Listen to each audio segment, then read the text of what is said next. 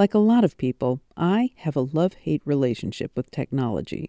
I love what it does for us, but I hate what it does to us. I love that it could send a woman to the moon or map the fastest way to Kankakee, but I despise watching a room full of people staring, eyes wide and glassy, at a screen the size of a Pop-Tart. Too judgy? What can I say? I still remember when calculators were the size of dictionaries and they were so sophisticated they could add, subtract, multiply, and divide. But the last laugh is on me. It's technology that's saving the day in the fight against COVID. And not just the things you've heard so much about, vaccine production and quick saliva tests. It's the supercomputers that do all the modeling, the programming that makes the Safer Illinois app, the nanotechnology that could potentially turn your phone into your own personal COVID testing site. It's head-spinning.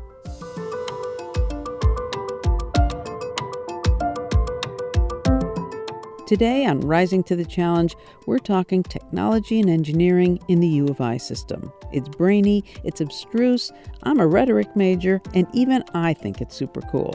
I'm going to break it all down for you, and you are gonna love it. Stay with us.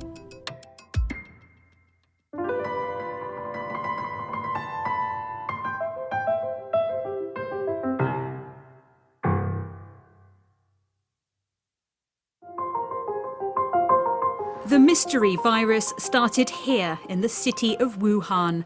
Chinese authorities pinpointing its source to this food market. Those infected are being treated in medical centres, suffering symptoms similar to pneumonia.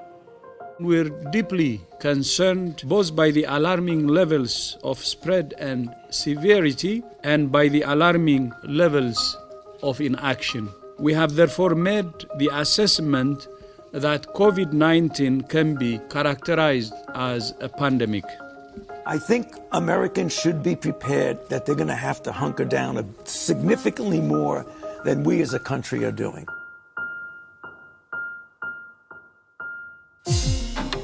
Right now, we turn to alarming numbers in the coronavirus pandemic. Those numbers have set records. The rising number of cases and hospitalizations in many areas are still mounting. Coronavirus cases continue to climb. Separately, the CDC says it's possible that the number of infections in the U.S. could be 10 times higher than the confirmed case count. The governor has been preaching the importance of mask usage for months, but that message is gaining urgency as the number of cases across the state continues to rise because of what was described today as people's complacency. This is a make or break moment for Illinois.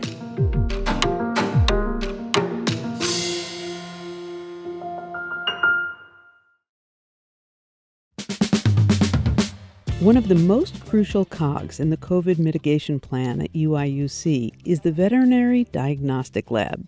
Who would have thunk that an animal lab would play such a starring role in keeping the positivity rate down?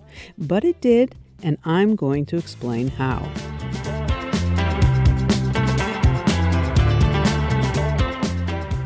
Tim Phan is a professor in the College of Veterinary Medicine, specializing in cancer in dogs and cats. He said there are only 22 veterinary diagnostic labs in the entire country. Last spring, part of the facility at UIUC was refitted to test human saliva samples. Lots of them. Our diagnostic lab is by clear an outlier in the magnitude and scale of testing. And to give you a sense, we started testing in July 6th, and we have almost 500,000 tests already run. In comparison to probably the next lab, animal diagnostic lab, that has been testing for much longer than we have, they may have 100,000 tests. It really is extremely promising that our strategies seems to be very effective, and success on this university with Shield should serve as an exemplar for how we can actually mitigate the spread of this virus across the nation. Dr. Phan, whose family, by the way, has 7 dogs, 3 cats, 3 turtles, 2 snakes, a mantis shrimp, a bunny, a koi pond, and several aquaria, says that there were a few reasons that the vet lab was so easily converted into a lab for human diagnostics. 1, they already met the strict regulatory guidelines they needed, and 2, the lab already had an expert in coronaviruses in animals. Remember the story about the tiger at the Bronx Zoo getting COVID? This guy diagnosed it. And still other scientists already had experience setting up a COVID testing facility. It was like a perfect storm, in a good way. And now they are working 24/7, Monday through Friday, processing saliva samples. So this is the designated COVID space. So we have 6 rooms on this end of the hallway that are dedicated to COVID testing. And so samples come through this door that we just walked through. This is one main receiving room in which samples are processed. The designated COVID space was stacked high with scientific gear. Computers, hoods, racks, bins, gloves, you name it. Inside every room were several exceptionally genial scientists in white coats who happily stopped what they were doing to explain the process to us. Catherine Best, research assistant professor in the bioengineering department and manager of the lab, was our escort. Typically every day we get more than 10,000 samples. The samples are brought in here. They're labeled on the top. They're inspected, so we look for them. So we're looking for the quality of the sample and the amount of sample. Then we scan them in, and we heat and activate them. So then they go into a water bath at 96 degrees for half an hour to heat and activate the virus. After they come out of the water bath, now they're safe to be handled. So if the samples don't get processed here quickly, it's a trickle down and we all feel it. So everyone knows their role in this scientific ballet. And like a busy hospital emergency room, there's a big whiteboard in the hall that's an at-a-glance indicator of the status of all the samples. So we have it so that we can tell which samples are coming, either stat or batch or DIA. We mark when we've scanned them, when they've gone in the water bath, when they've been pipetted, when the master mix is on, when they're loaded into the Quant 7 instrument, and then when they're analyzed. If we have to do a retest, then we put the retests over here. So everybody in the process can see where we are at any given point in time. Okay, can you decipher a couple things for me? Sure. Batch is normal, stat is stat. What's DIA? That's the Division of Intramural Athletics, I believe. So we are in the morning, we get about 190 samples, and this just ensures that the athletes on campus are able to practice together safely.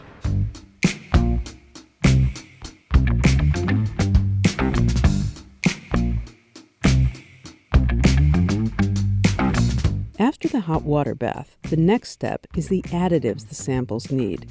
Catalysts called enzymes, buffers, primers, and probes that will help the virus copy itself millions of times until the computer can detect a positive or negative finding.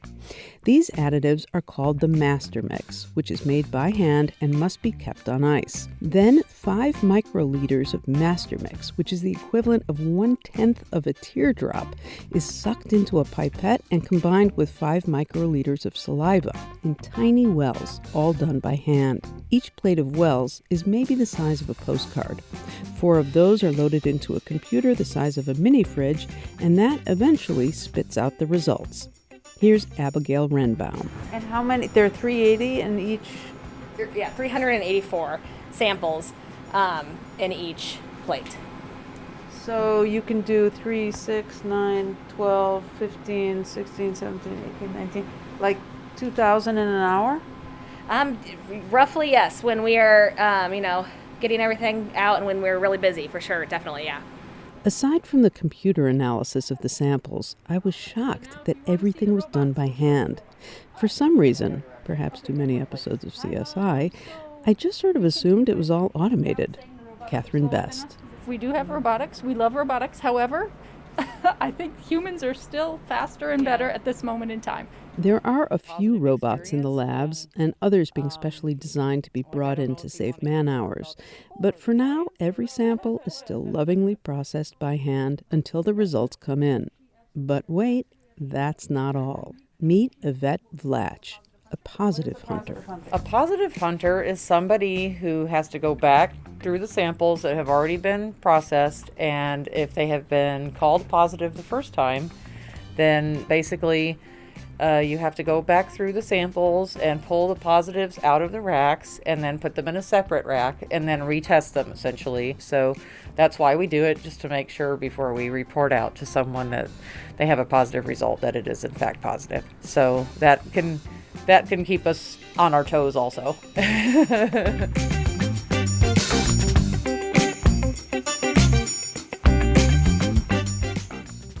Everyone seems like they are on their toes in this ballet. Finally, after the processing, testing, and retesting, the information gets relayed to the sample owner's cell phone and they go about their day.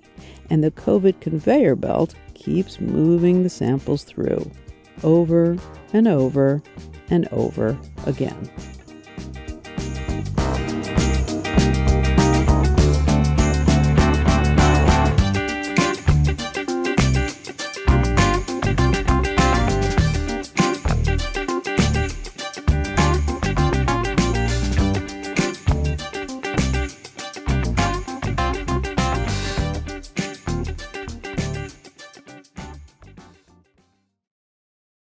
My name is Rashid Bashir. I'm the Dean of the Grainger College of Engineering at the University of Illinois at Urbana-Champaign. I'm also a professor of bioengineering. I'm on a Zoom call with Dr. Bashir because of an article I read about nanotechnology.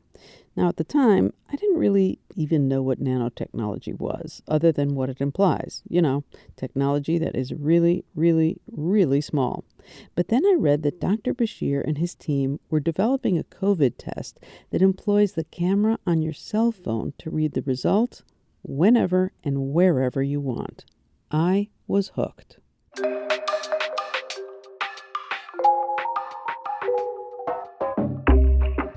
So that's the idea of trying to bring the, rather than taking the patient to the lab in all cases, we can get the lab to the patient and do that by putting the lab on a chip. Then there's some very, very interesting and impactful possibilities that can help humankind.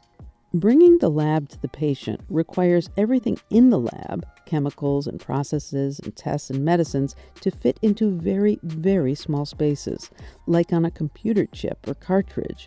So it's a good thing computers that used to take up entire buildings now fit into the palm of your hand. That miniaturization is what made nanotechnology possible. Think the rapid glucose test available to people with diabetes, or the rapid pregnancy test on every drugstore shelf. Those over-the-counter tests were precursors to this new technology. So we like to be able to go beyond, the blood glucose testing or the pregnancy test and be able to test other diseases or conditions, other things beside just those two really good examples of successes for a point-of-care testing. The test would look something like this. You take a swab from your nose or a bit of saliva, put it into a solution called a viral transport media, shake it up to loosen the particles, and add the solution to a cartridge the size of a credit card that has been preloaded with a special molecule. If COVID is present in the saliva sample, the special molecule binds to the COVID virus, and together in the cartridge, they start to phosphoresce, or give off light. And then this cartridge is placed into a little reader that's basically, let's say, half a shoebox size of half a shoebox. And it has the cell phone sort of attached to it or placed on it, where the cell phone camera can then detect the light emitted by the reaction. Start to finish, the process would take 15 minutes or so. But it's not quite ready for prime time.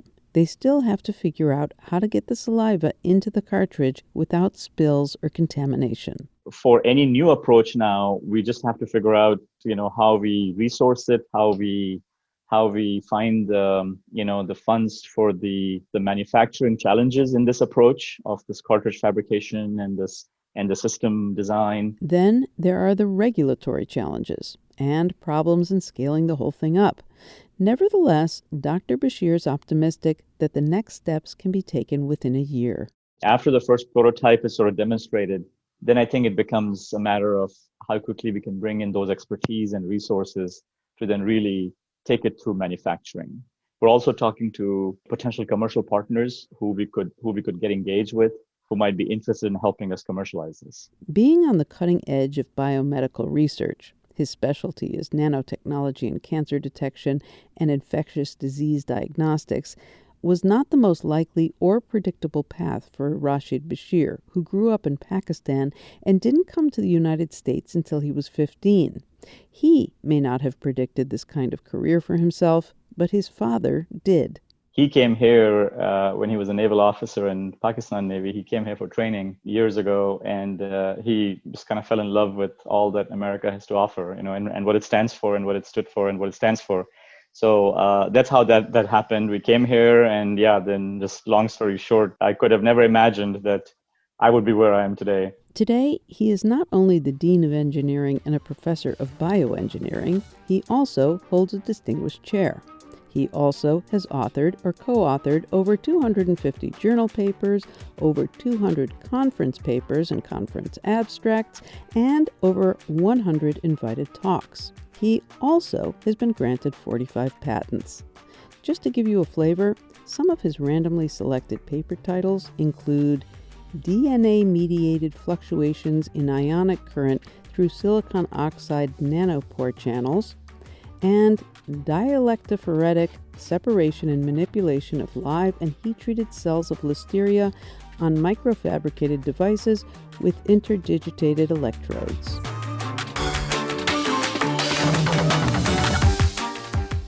He is an accomplished guy, and he is just as warm and friendly as he is talented.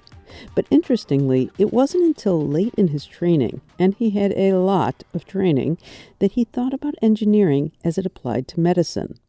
Actually, in the last semester of my PhD is when I took some courses in bioengineering. And I just got really excited and turned on with sort of cardiovascular systems and nervous systems, and how complicated and how intricate and how beautiful biology is, and how much is still yet to be discovered and learned, and how much of engineering is actually mimicking biology. We're trying to mimic the auditory system, we're trying to mimic the brain, the visual system, and in some cases we are very far from it. We can build a supercomputer to do these amazing things, but we still cannot replicate in close to even the complexity of what a human brain can do, right? Which is the size of an apple and runs on sugar. Nanotechnology has already given us at-home drug tests, at-home monitoring systems, and watches that tell us how well we slept, just to name a few. But what about a smart toilet that can detect a urinary tract infection, pregnancy, or colon cancer? It won't be long before we see a lot more of this kind of technology, according to Dr. Bashir.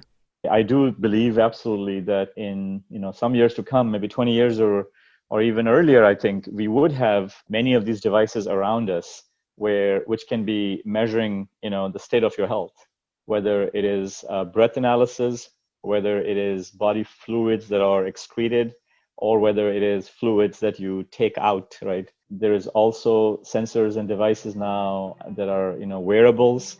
So I think these fields are moving very fast, and it's a very exciting, developments are taking place.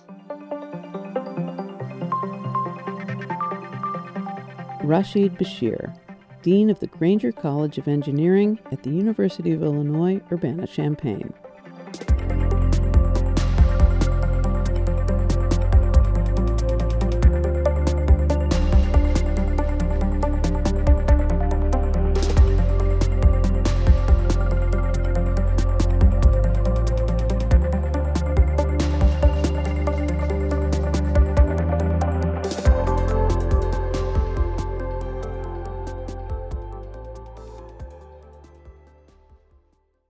The Institute for Genomic Biology is a contemporary building in the middle of the University of Illinois Urbana-Champaign campus. In the front sit 3 modern sculptures. One is bright orangey red, one is chartreuse, and one is yellow. They look like someone has taken out their day's frustrations on giant globs of Play-Doh. In fact, they were originally called the Blobs by the artist, but now they're called a much more dignified Darwin's Playground. My producer, Libby Foster, and I came to IGB to meet Nigel Goldenfeld, professor of physics and leader of the biocomplexity group at the Institute. We found a quiet space in a conference room, but between the masks and the social distancing, it was a little challenging. Yeah, you might have to talk a little louder if you can. I'm British, so it's hard to do. We wanted to talk to him because he's one of the architects of the University of Illinois COVID response. He and his team did all of the modeling that laid out the do's and don'ts for both the University of Illinois and the state of Illinois. Here he is in late April, speaking at one of Governor Pritzker's press conferences. By heeding the governor's stay-at-home order, the population of Illinois has dramatically altered the trajectory of the epidemic in ways that we had hoped for but could not precisely predict. The epidemic is like a rocket that you can move by mind control. It's not rocket science. It's harder.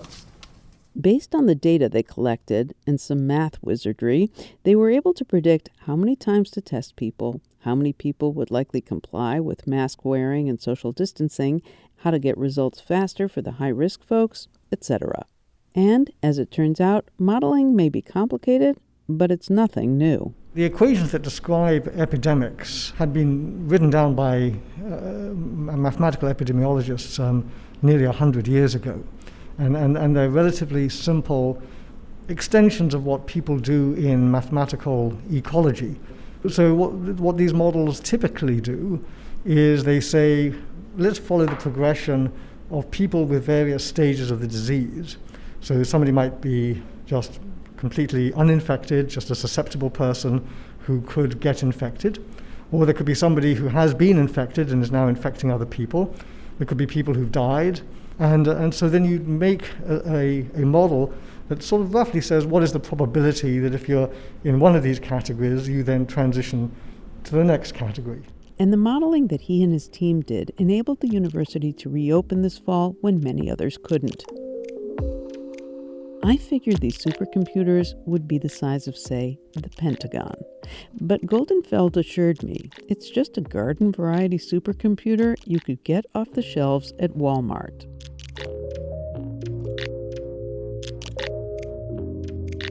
When August rolled around and the students came back, everything went smoothly. Almost. There was an unexpected bump in the number of cases at the end of August, well over what the models predicted. They took a lot of razzing. The culprit? Students who tested positive but partied anyway.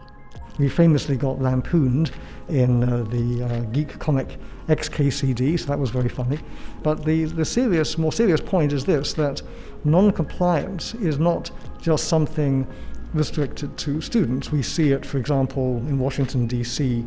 today, where people are not social distancing, not wearing masks, not following, not doing contact tracing, not following recommendations to self-quarantine if they've been exposed or potentially been exposed. So we see that happening right in front of our eyes.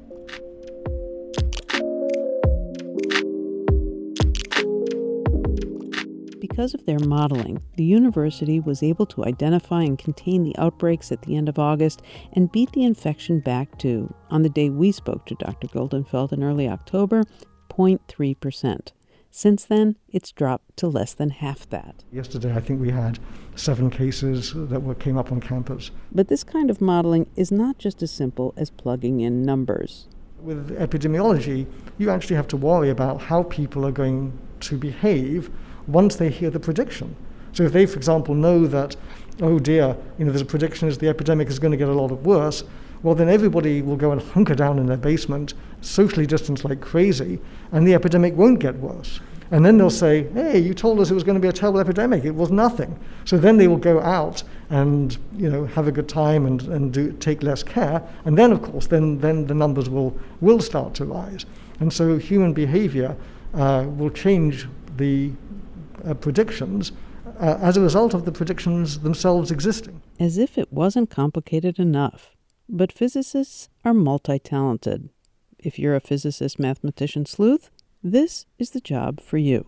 People sometimes say, physicists, you should stay in your lane, just work on your black holes or your quantum mechanics or something. But the style of physics that we have is a style which proudly has no lane. Physicists are very interdisciplinary. So interdisciplinary, in fact, that Nigel Goldenfeld is moving on to data analytics. Since the school has completed more than 500,000 COVID tests, you can imagine how much data there is to keep straight.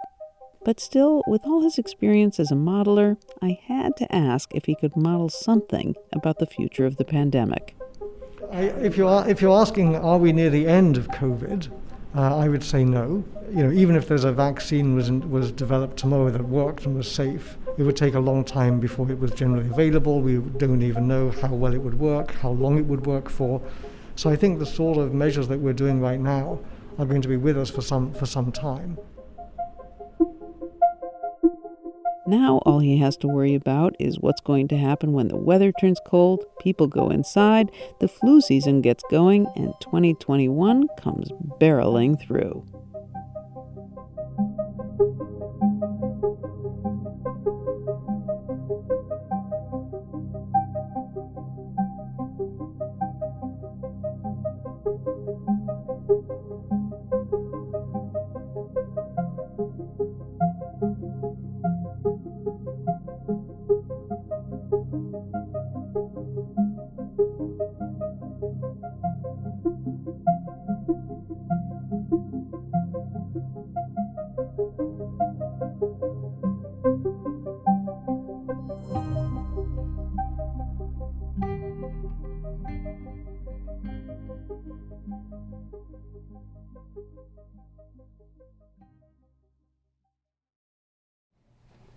Okay, the beginning of the leg has started. It's sort of weird to think that I've had actual COVID virus in the back of my car multiple times. A lot of it. Yes. Okay, so I just take a look at the number, so 78, because I like to keep track of how many samples I'm transporting. Okay. Bryan Rives is a creature of habit. I've recorded every single trip, just so I can keep track of statistics. I'm sort of anal retentive that way. Every Monday through Thursday for months, he has done the exact same thing at the exact same time in the exact same way. So we are transporting 366 COVID samples today. At 4 o'clock exactly, he shows up to drive the COVID saliva samples from the University of Illinois in Springfield to the University of Illinois in Urbana-Champaign, a 90-mile trip one way. But then, of course, with empty trays in hand, he has to drive back. It's going to be a 180-mile round trip. And this is exciting. My starting mileage today is 199,942 miles. So at some point, my car will turn over to 200,000 miles. This is a 16-and-a-half-year-old Toyota Prius that has served me well. Okay, so since you're a stats guy, how many miles have you put on your car? Well, so far doing the COVID runs, I have done 4,513 miles, and so at the end of this round trip, it'll be 4,693 miles. So sometime next week, I will clear 5,000 miles. He's living in his own COVID version of Groundhog Day, and I am riding shotgun.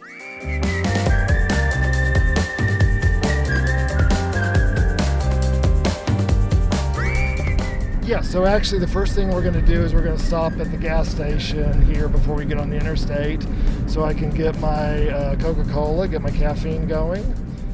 Each day, it's the same gas station. Now you'll notice I'm passing up this gas station, which would be easier to stop at, because I've noticed they don't wear their masks inside and they let customers in without masks. We don't like this gas station. We go to the next one. To get the same extra large Coke. Okay, I'm just going to say I'm not only impressed with the size of that drink, extra large, I'm also thereby impressed with the size of your bladder. Today, something out of the ordinary happened. The cashier waved him through the line and said that the Coke was free. It may be that she sees me in there every day at this time buying a soda. Maybe this is my... I feel so sorry for you. This is my buy 20, get one free.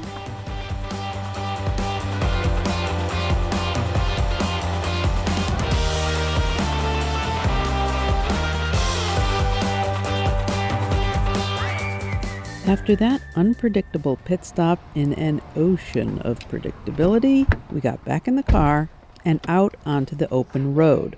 And when I say open, I mean open. Not a hill, not a dale. The tallest thing for miles is the golden arches of the many McDonald's along the route, one of which will be our dinner spot.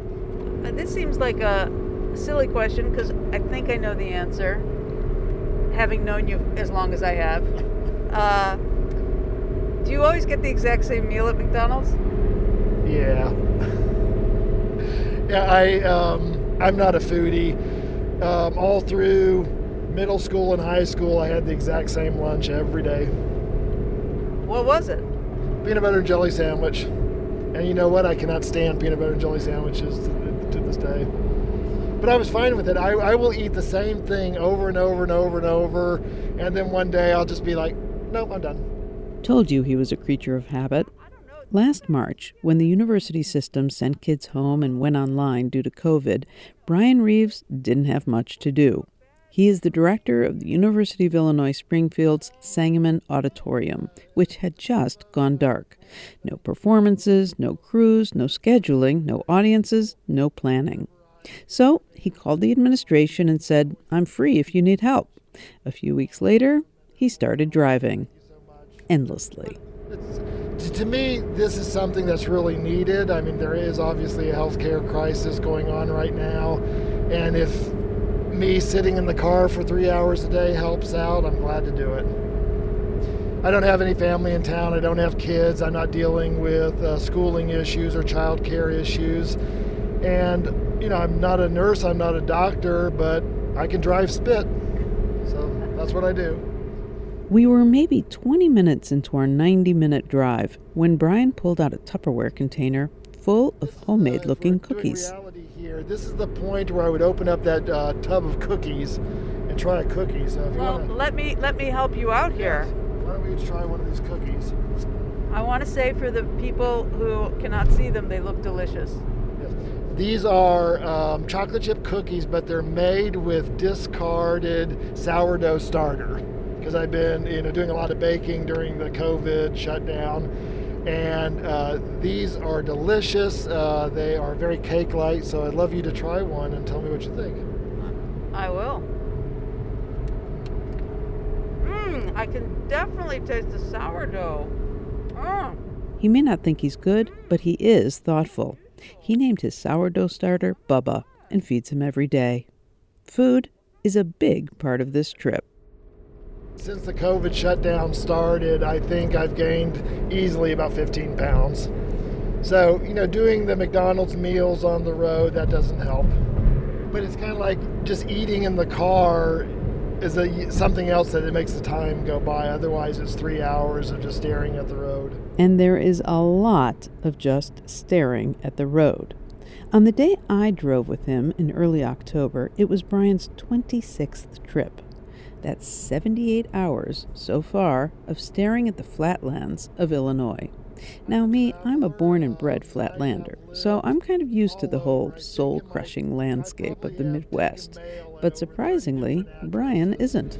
I've been to over 45 countries. I've visited 48 of the 50 states. I would say being on tour with theatrical shows and being on the bus and every day making these long hauls, I've seen it all. Mountain driving, oceanside driving, Midwest driving. And this is probably the second most boring drive. Hard to believe there's a drive more boring than this one. The first most boring drive is when you really get out there into Utah and Nebraska, Utah, South Dakota. Oh my gosh, kill me now. 45 minutes in, it's time to eat again at the aforementioned McDonald's. These are the things that pass for entertainment when driving from Springfield, Illinois to Champaign, Illinois. Madam, are you ready? Hi, could I get the quarter pounder with cheese, no onions, extra pickles, and a medium French fry, please? Anything else for you? Yes, and can I get a medium Diet Coke? Medium Diet Coke. That's great, good part of the meal. Yeah. Oh, perfect. But wait, I may have spoken too soon. So very shortly, my baby is going to be 200,000 miles old. Let's see here. It's getting close. I'm so excited. Here we go. It's standing by, standing by. Here it comes. So close. Almost. There it is, 200,000 miles on the Toyota Prius. Despite running a performing arts center, Bryan Rives doesn't like the limelight. And like in high school, everybody in high school, of course, wanted to be the lead actor or actress and be out on stage. And no, I wanted to be, backstage, or I wanted to be in the control booth, and I was just amazed at all the switches to bring the lights up and down. I just wanted to be by myself. And when everybody after the show would go out into the lobby to greet family and friends, I was just content to grab a broom and start sweeping the stage. Which is kind of like the job he's doing now, carting the samples from one campus to another campus. It's unsung and largely unheard of. And here we are in Champaign. About to cross into Champaign proper. Yes, so we're off the interstate now. We've actually come to a red light. So this is another milestone. Now I know it's this red light, the next red light, then we're going to see 3 more red lights. We're going to turn left, and then we're going to get on the campus.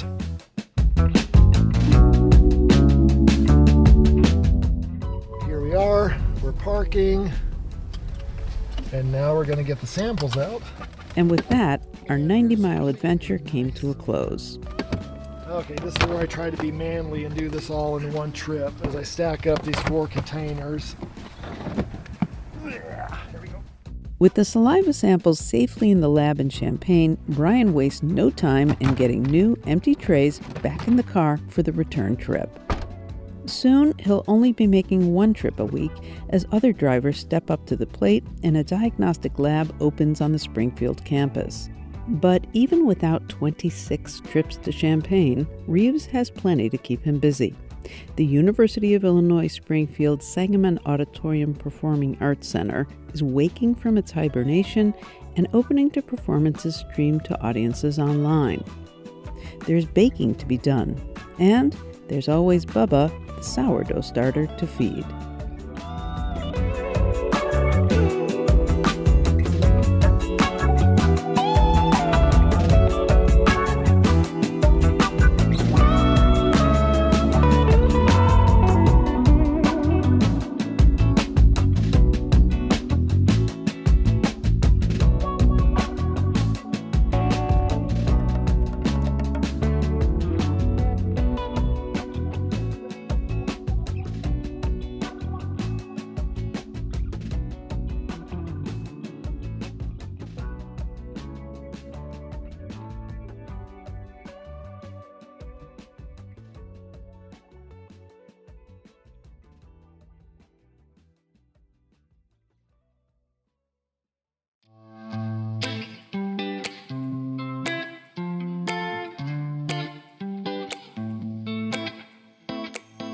Rising to the Challenge was produced and engineered by Libby Foster, with editing help from Shayna Roth. Special thanks to Tim Colleen, Moss Bresnahan, Lily Duncanson, Laura Clower, Robin Kaler, Kirsten Ruby, David Mercer, Gretchen Yordy, and Tom Hardy. Rising to the Challenge is a production of the University of Illinois System with production support from Illinois Public Media. I'm Gwen Macsai. Thanks for listening.